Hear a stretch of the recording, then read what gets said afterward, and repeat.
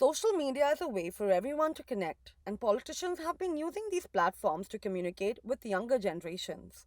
Even though political advertising is common practice, social media ads have been targeted to specific demographics depending on their electorate, age, and gender. Television does tend to sort of skew a bit older in terms of its content.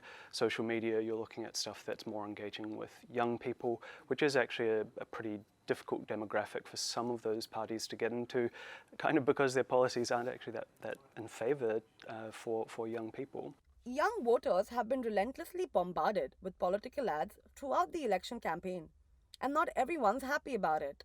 Yeah, plenty of social media ads when it comes around this time, I guess. Yes, I have. Way too much. Mainly social media. I've seen a lot on randomly, like on games I play. Like I get ads on games and I'm like, oh my god, get lost. Seen a bit on Instagram. I'm on Instagram the most. I've also seen a little bit on Pinterest, weirdly. Feels like a bit of spam, to be honest with you. Kind of voting time, so they've kind of really pushed on you at certain points during the year.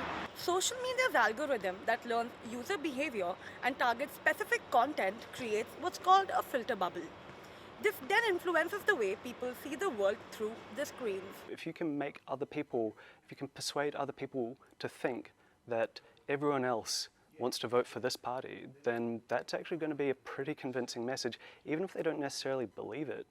Compared to regular TV and radio ads, social media campaigns are cheap and aren't subject to advertising blackout that impacts mainstream media days before the poll. Social media has ultimately become a strategic, if not annoying, way of gaining first time voters' attention. Himangi Singh, Mojo News.